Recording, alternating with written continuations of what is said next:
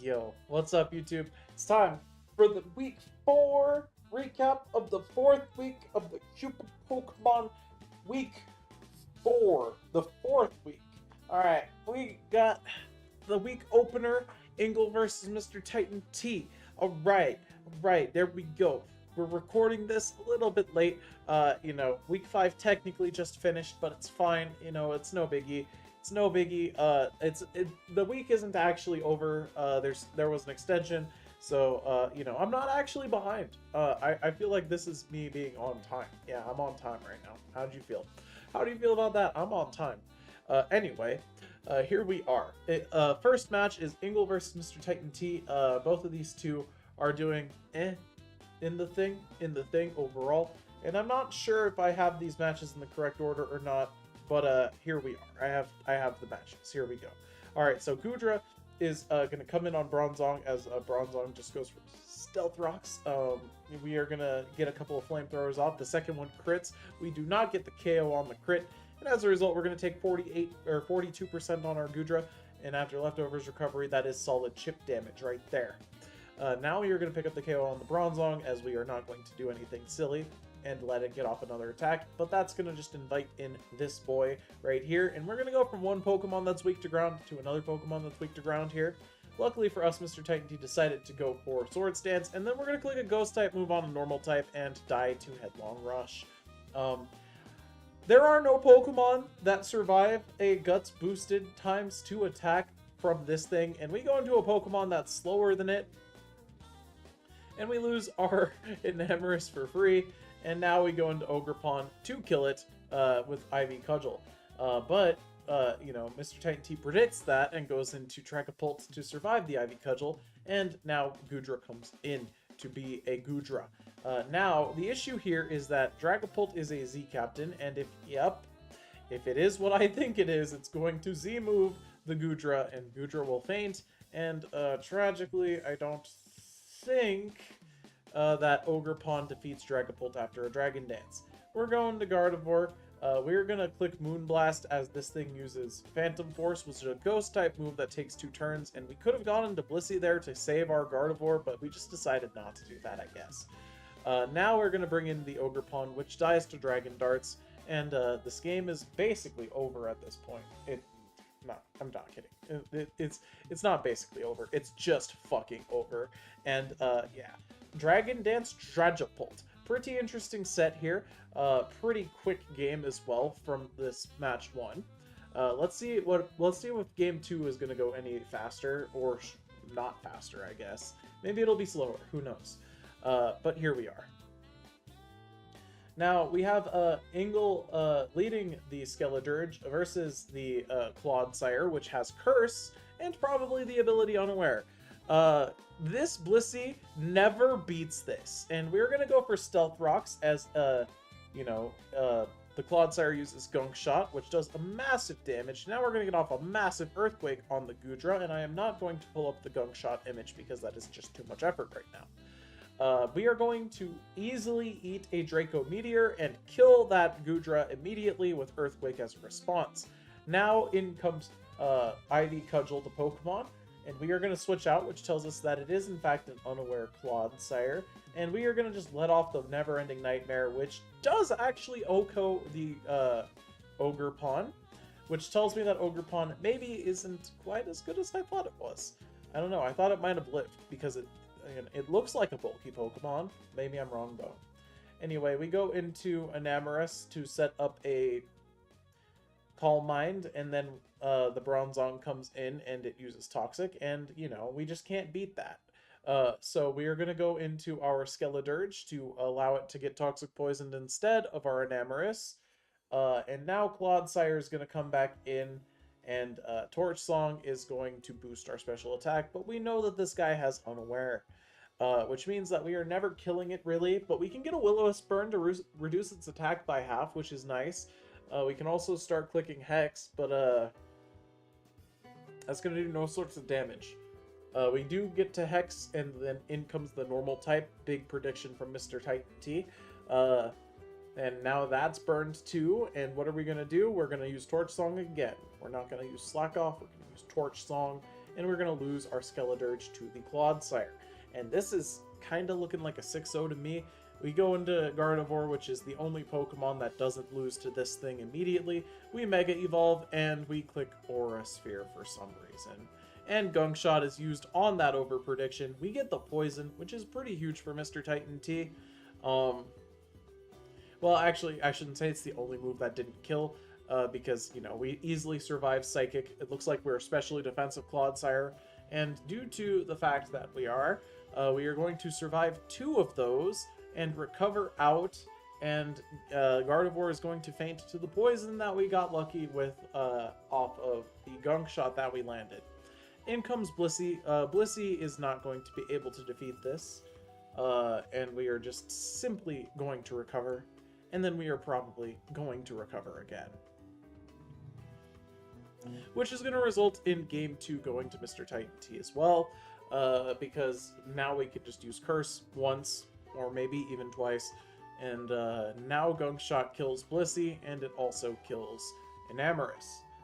We could also probably Earthquake here, just in case we were scared of missing Gunk Shot, but we're going to keep using Recover, because for some reason, I guess we feel like we need to be at 100% HP. I don't know, I couldn't tell you what Enamorus has that could possibly ever kill this thing, but here we are. And now, instead of being at 100% HP like our original game plan was when we kept spamming Recover anyway, we are at 51% HP, and Earth Power does not kill us anyway. Would you look at that? It's almost like we did not need to click Recover so many times. We land a Gunk Shot, get a crit, it does no sorts of damage, which tells me that Enamorus is actually quite bulky, but it's not going to matter here, as, you know, the other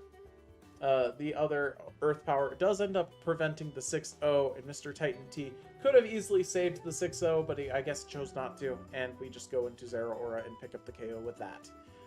So that is a pretty clean win for Mr. Titan T. Now let us go into the next match, as we have Plasma versus Rievji here. Ooh. Alright, will Rievji have learned from his mistakes? Alright, so we lead Pelipper into a Volcarona, and Rievji's probably thinking, yeah, I got him. And then we use Weather Ball as the Volcarona uses Sunny Day to change the weather. And here's Quiver Dance. And we're going to just keep clicking Weather Ball, which is not what you really want to do here. You want to, like, apply pressure. We go on to Raikou to let it get Giga Drained, and then Flamethrowered to die. Very good stuff. -1 Raikou. And yeah, now we get the rain back up, but Plasma can counter that by just clicking Sunny Day again. And now we have to Weather Ball. We do 28%, which, you know, luckily for us, this Volcarona is not leftovers. And we are going to go into Ferrothorn on Giga Drain. And now we should go into Pelipper on Flamethrower. We should do that. But, tragically for us, we didn't do that. And now we lose our Flamethrower, or our Ferrothorn, I'm sorry, to Flamethrower. And yeah, we could have done this exchange right here. We could have done that and kept our Ferrothorn alive if we made the proper read, but we did not do that. Alright, so now we have Swampert come in on Agility, and guess what's going to happen here? We're going to Mega Evolve with Swampert, and we're just going to click Earthquake, and luckily for us, Plasma, I guess, just didn't see click Attack button coming. And right now, the Pokemon count is even. Now we have Dragon Dance coming out from the Haxorus. We're going to use Ice Punch, which does the same amount of damage as Earthquake, but has a chance to freeze. And after a Dragon Dance, this Z-move is going to kill our Swampert. Boy, I wish I still had a Ferrothorn in this exact moment. Luckily for us, Jolteon's going to come in and be faster than Haxorus after a Dragon Dance, showing us that this Jolteon is in fact Choice Scarfed. In comes Pelipper to reset the rain. Melodic is going to come in, and we really should just go into Jolteon. I don't know why we didn't just hard switch Jolteon here, but we're going to go for Hurricane, and luckily we're never punished. We get a Confusion, and we're going to Hurricane again, and Mirror Coat's going to make us lose Pelipper, and, well, there's an Ogerpon in the back, and, I wish I had Hurricane for this Ogerpon. Luckily for us, we do predict the incoming, Great Tusk, and we hit it with a Weather Ball from the Jolteon. Now we're going to Weather Ball the Melodic and let it recover. I mean, we couldn't have really done anything about it anyway, because we are obviously Choice Scarfed. We could have gone into Barrascuda last turn, and then, like, I don't know, maybe flip turned back or something. But instead, we go into Barrascuda, get Scalded. Luckily, we don't get burned. We go for Crunch, and we don't get the defense drop on our first try. And we go for Crunch again, and we don't get the defense drop on the second try. And the Scald burns on the second try, which means that we have lost this battle. And Plasma wins game 1 here. Crunch no longer going to kill after the burn, which is very sad. And here comes Jolteon, who does not do enough damage to the Ogerpon to win the battle.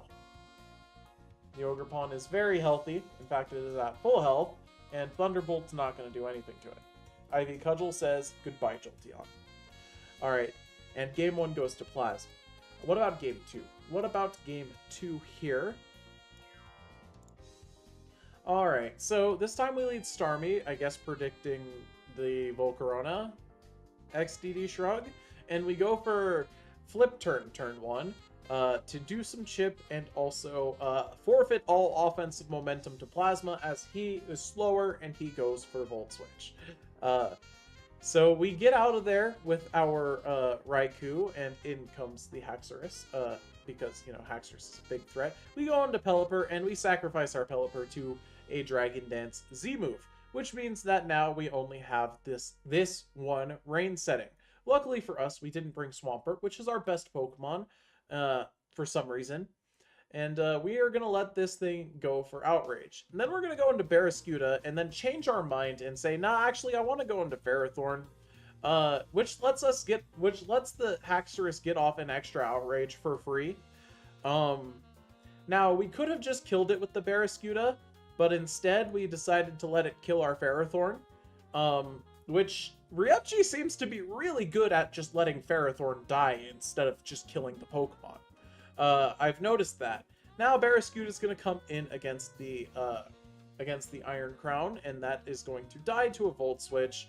And where are the Pokemon that beat Ogerpon? Well, we have Signal Beam Jolteon here, which, you know, we get the confusion. Very nice, but Plasma just hits through it, and that's going to result in Ryuji going into Raikou, which also is Signal Beam for some reason. But Plasma's got 5 Pokemon left, and this Raikou is just not gonna get us there. And we are Life Orb, but looks like we don't pack extra sensory, and we are gonna just die to Headlong Rush, and there goes Raikou, and that is a 2-0 match win for Plasma. Not really much to say. Yeah, I mean, I feel like I've said everything there is to say about that match. Next, we've got Antkiller versus Light Rebo. This should be a wash, but we'll see. Alright, so we have Gliscor, the lead, versus Furret. Furret probably going to click Super Fang turn 1. Yep. Okay, rocks go up, and Gliscor is going to have that Toxic Poison activate. Now we're going to knock off Furret's Shell Bell as Furret goes for Blizzard, and is the first Pokemon that I have seen kill this Gliscor. Unironically. Alright, next we have Como, which is named John's Nightmare, and is now going to set up a Dragon Dance and then kill the Furret with Ice Punch. And we have Swampert on the switch. This is going to set up Substitute, and Swampert is going to use Avalanche, which lets us break the sub. And it's going to Dragon Dance in front of the Swampert because Avalanche is a bad move, and we shouldn't be using it. But luckily for us, Light Repo does not change his movesets. And now a Z move is going to kill the Swampert immediately, and probably all of Light's other Pokemon as we go for Outrage, and there is no Fairy type in the back. Blaziken comes in, and this is also not going to survive an Outrage, and neither is this Sceptile. We are faster after 2 Dragon Dances. Sceptile is dead, and yeah, I mean, there's no flying type attack on Thundurus. We've already seen that. And we're also faster and hit through Confusion. So, Antkiller wins game 1 pretty quickly there. What about game 2? Is there any adaptation made? Well, it looks to me like Light Rebo's got the exact same 6 Pokemon, so probably not. Here we go. Same lead as last time. This time we've got up Stealth Rocks, and Super Fang misses, which results in, well, Furret didn't do anything this game. We have Knockoff. This is the exact same start as last time. This time Blizzard connects and does not kill due to the fact we did not land a Super Fang first. Here comes Rabombi, and Rabombi gets U-turned on, breaking the sash, bringing in the Blaziken. Blaziken could theoretically be like an Assault Vest set with like Flame Charge, and it takes the Psychic very well, but we're actually going to defog because we're so scared of Stealth Rocks. We don't switch. Light Rebo does not switch Pokemon like ever, but he's still defogged for some reason. Anyway, Latias, the physical attacker, by the way, comes back in and dies to this Rabombi because, yeah, we're using Steel Wing on a Rabombi. Even if the Rabombi gets crit, like, it probably... well, it doesn't live 2 if you crit it. And luckily for us, you know, there is no crit, and we are still using a physical attacking Latias. And now Rabombi probably just kills all the team, right? Well, it looks like we don't run Giga Drain on the Rabombi against the Swampert team, but luckily for us, Light Rebo punishes us by clicking Body Press, which is ×4 resisted by Rabombi. Now Avalanche is going to pick up the KO instead, and Gliscor is going to come in and use Knockoff, killing the Swampert, and also covering a switch to something like Thundurus. Now we're going to go back into Furret to click Blizzard, and luckily for us, Antkiller has no intentions of inting, and we are going to send in the Goldengo, which is immune to Super Fang as well, and here comes Nasty Plot, and there goes your team. As Blizzard is the usage, and that is going to do nothing. Even if it landed, it was probably going to do maybe 10% max, because Furret's not a good Pokemon, I'm sorry. Anyway, Sceptile is going to come in, use Leaf Blade, and that does nothing because we are still using a physical attacker with a special attacking Pokemon. We still insist on using physical attacks. And finally, Thundurus is going to come in and use Thunder Wave on a Pokemon that is immune to Thunder Wave. And we're going to die immediately to Power Gem, resulting in a pretty quick 2-0 loss in favor of Antkiller.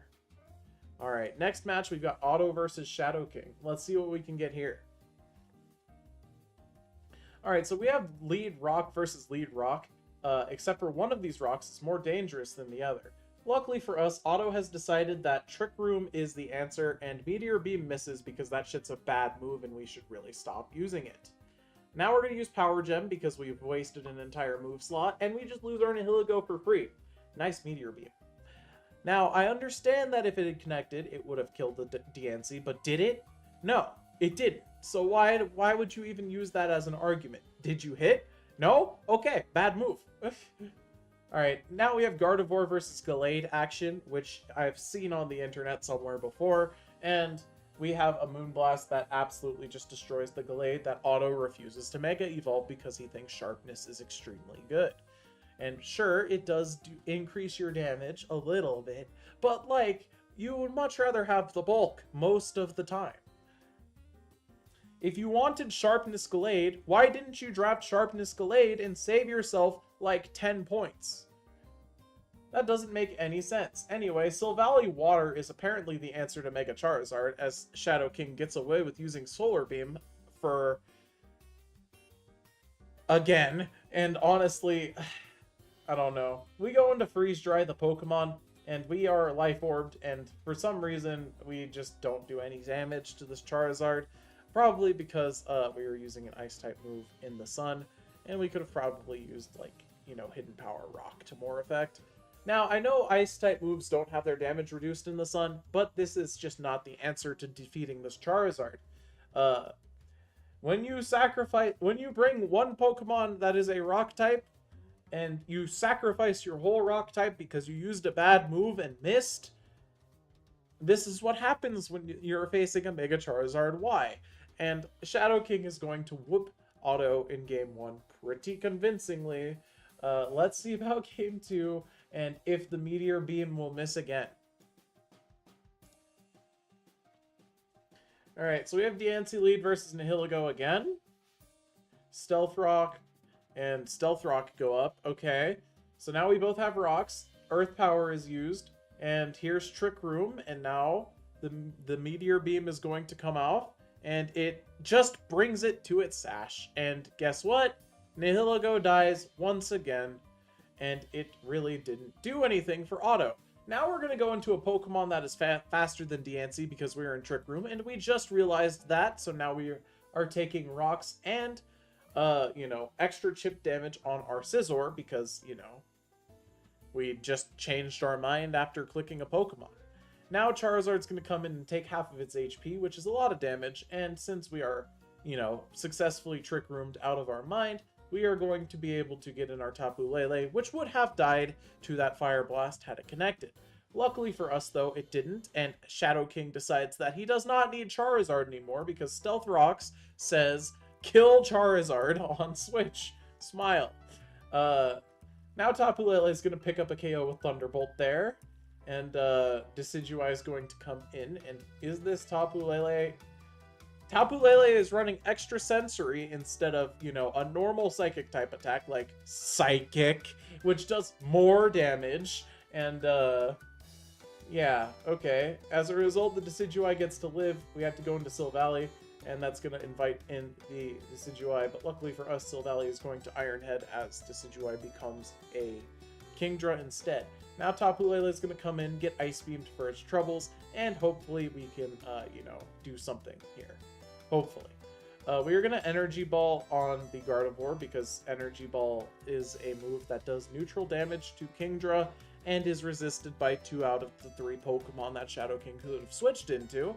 And now we are going to, as a result, go into Scizor on Decidueye, as Decidueye is going to get to roost out of range.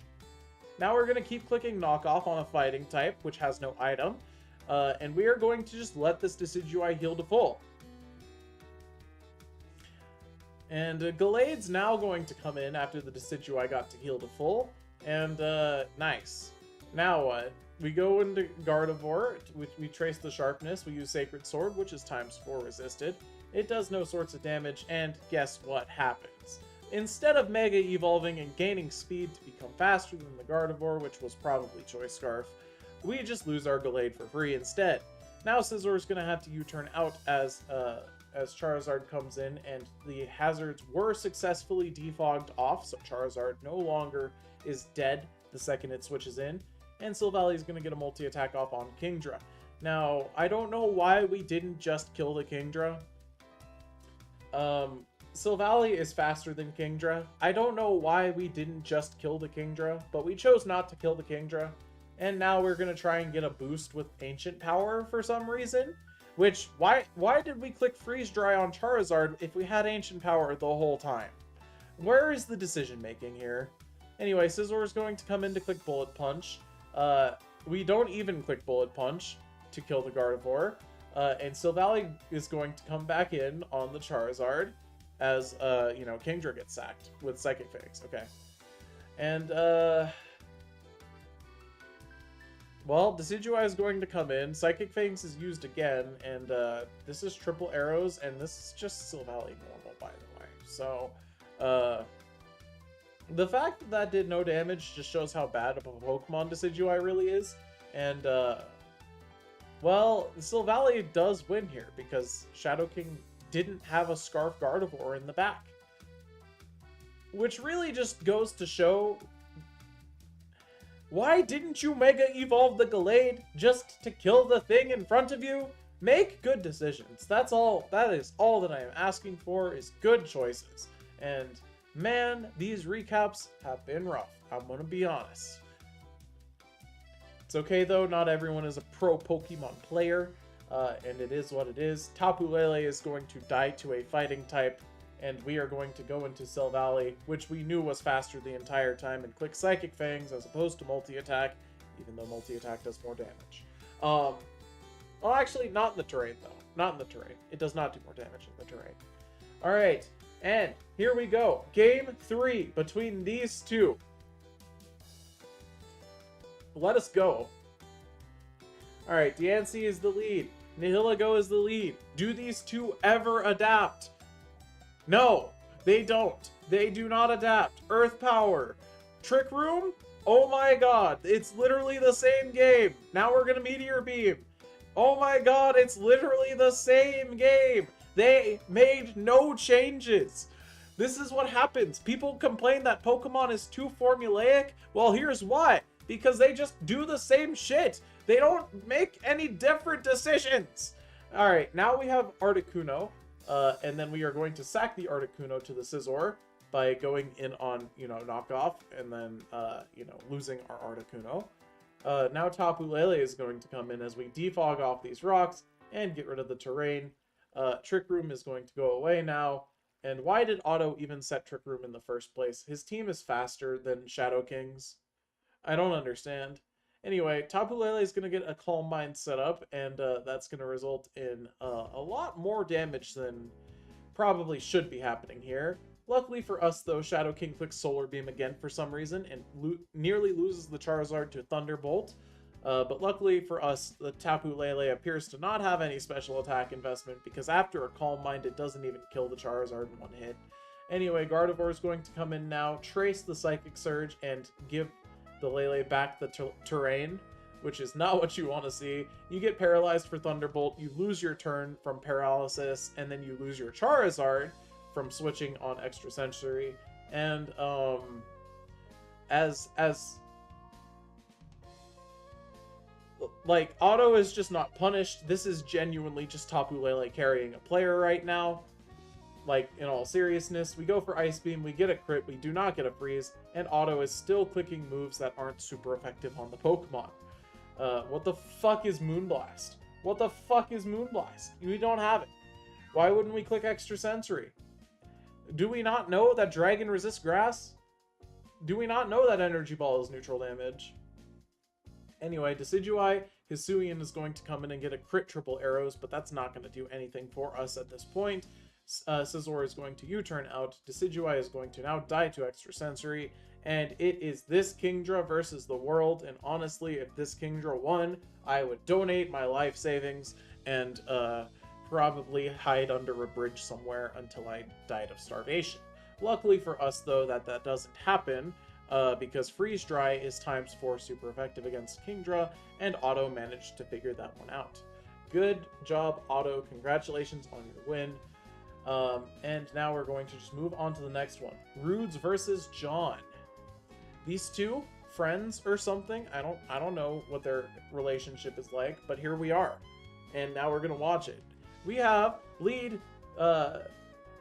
Ting-Lu versus Medicham. Medicham's going to Mega Evolve and click Fake Out immediately, which does 12% to the Ting-Lu and tells me that this Ting-Lu dies to close combat. And Roots just decides to sacrifice the Ting-Lu to close combat.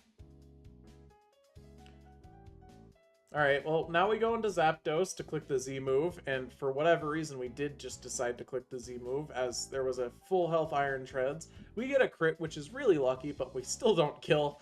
Now Stealth Rocks are going to go up as we finish off the Iron Treads with a Hurricane in the back. Very nice. Congratulations for that one, Roots. Now we're going to get taunted on our Zapdos as we just go for Volt Switch.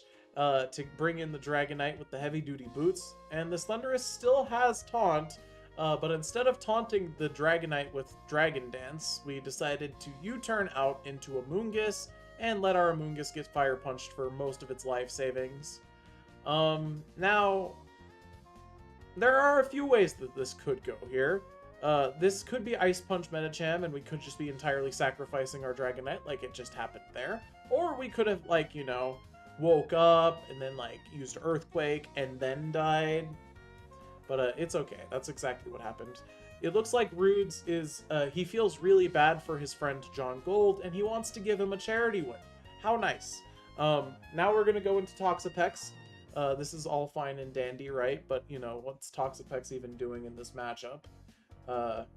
U-turn is used, Moltres is going to get out of there, go into Thundurus. Please tell me we click Scald or Toxic. Toxic works too. Alright, we're going to get some leftovers recovery. We really should click Baneful Bunker. I don't know why we didn't decide to do that. And now we're going to get paralyzed for our troubles. And we are also going to take a ton of damage on our Toxapex. Now, luckily for us, we do get the Baneful Bunker off through paralysis, even though we could have genuinely just lost our Toxapex for free. when we could have switched with Regenerator, but I guess we just decided that it was more important to us to have the Medicham come in and kill our Toxapex instead. Okay, so now we go into Zapdos, which is a speed tie here. Luckily for John Gold, he has no interest in being in a speed tie. We get off a Hurricane, we hit the Moltres, and Zapdos is faster than Moltres. Did we go for Hurricane again? Nope, we went for Thunderbolt because we were scared of missing. And we do get the paralysis on Amoonguss, but we miss the Hurricane next turn anyway. But luckily for us, we're bailed out, and then we miss another Hurricane, and then Spore goes off, and tragically for us, we let our Dragonite die, so that is a legal play to make. Now Samurot's going to come in and end this battle with Razor Shell. Because now we have no answers to the Moltres in the back. We're going to Mega Evolve our Scizor. We're going to click Bullet Punch here, as opposed to a move that would be super effective, like a normal person would click. And we're going to get Razor Shelled a couple of times, lose our Scizor, and yeah, Heatran doesn't do anything here. So Game 1 goes to John. Very nice. How nice of Rudes to give his friend a free win. Alright, let's see about Game 2. Let's see if Rudes is still feeling charitable after that one. Alright, we lead Toxapex into a Medicham, which is just not what you want to see. Luckily for John, you know, Rudes decided to click Toxic and basically give away his entire Medicham to Fake Out plus Zen Headbutt, but it's okay, we decided not to do that. Now we're going to let our Ting Lu fall asleep, as the Amoonguss is going to Giga Drain us for no damage. 14% on a super effective attack is absolutely pitiful, and now Medicham is going to come in and click the Mega Evolution button. And we are going to just kill the Ting Lu because Rudes has decided that, you know, my good friend John is feeling disheartened in the league, and I have to let him win. Pepe hands. Alright, so now our Ting Lu is dead, and it was asleep, so Amoonguss can put another Pokemon to sleep now. We get the Scald Burn on Amoonguss, which is always nice, but now we're going to let our Heatran fall asleep because of Spore. So Medicham? What Pokemon are you putting in front of close combat this time? Toxapex? Okay. What about Zen Headbutt? What about Zen Headbutt? What are you putting in front of Zen Headbutt? Nothing, apparently. We're just losing our Toxapex instead. Not a good play. Not a good play. Not what you want to see. And Iron Treads is going to come in, get Hurricaned. Do we get Confusion? We do. Yes, we are so carried. Alright, now we could go for the Z move, but that's just a bad play. And we are going to allow knockoff to occur, and then we're going to miss a Hurricane. But it's okay, because we got static on him. And now there's like a 45% chance every turn that John Gold just doesn't make a move, which is going to let us set up Dragon Dances with this Dragonite.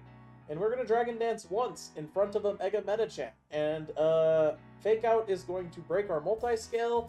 And if we just...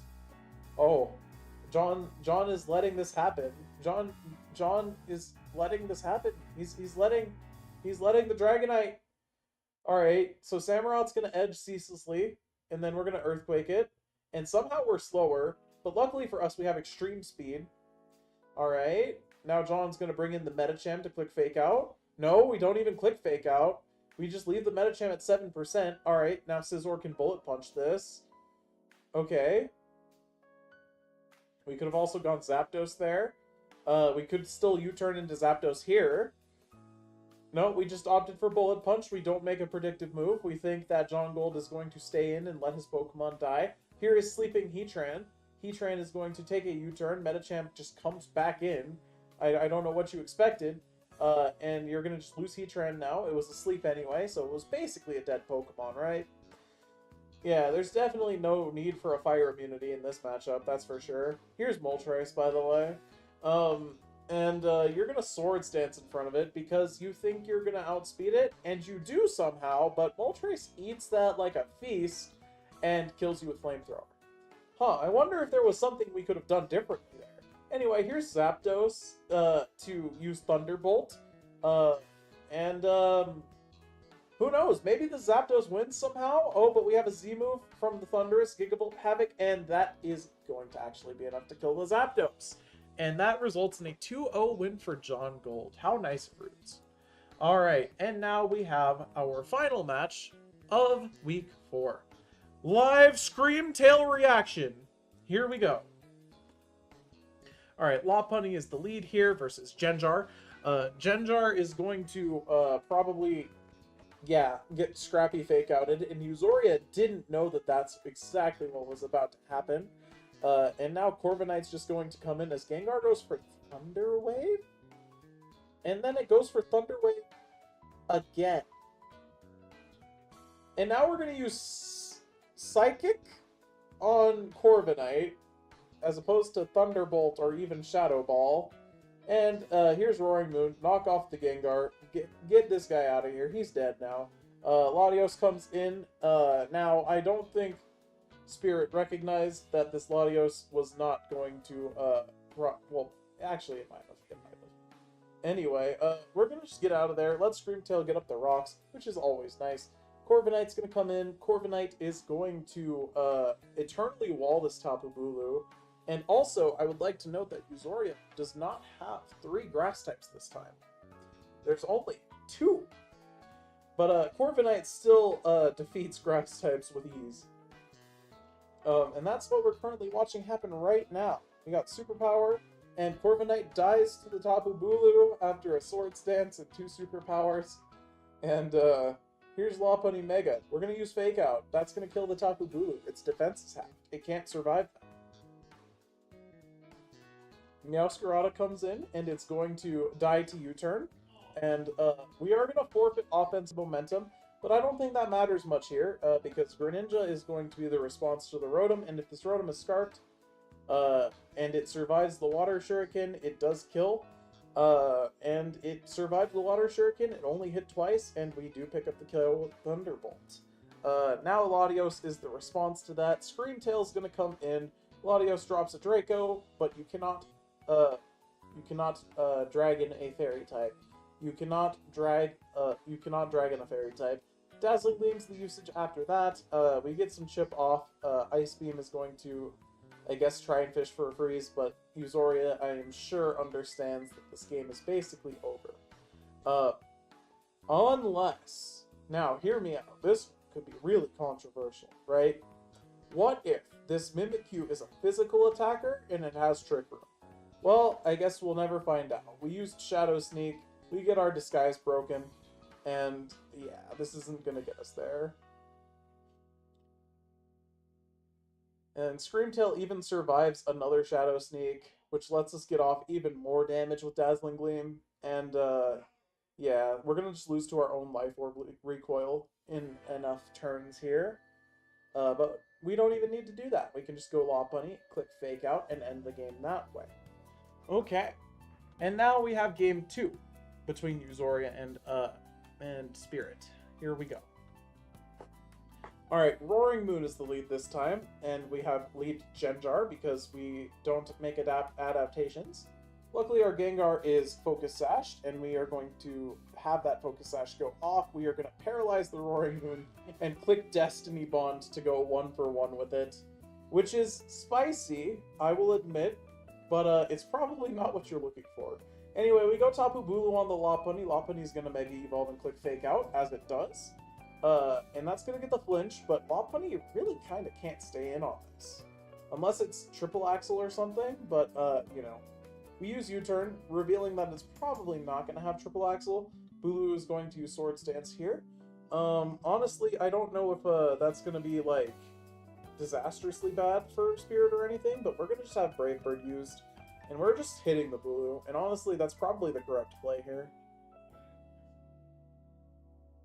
Oh, but instead we're going to go into Screamtail on Superpower, and it's immune? Uh-oh, that's not a Screamtail. Uh-oh, it's not a Screamtail at all. It was a Zoroark.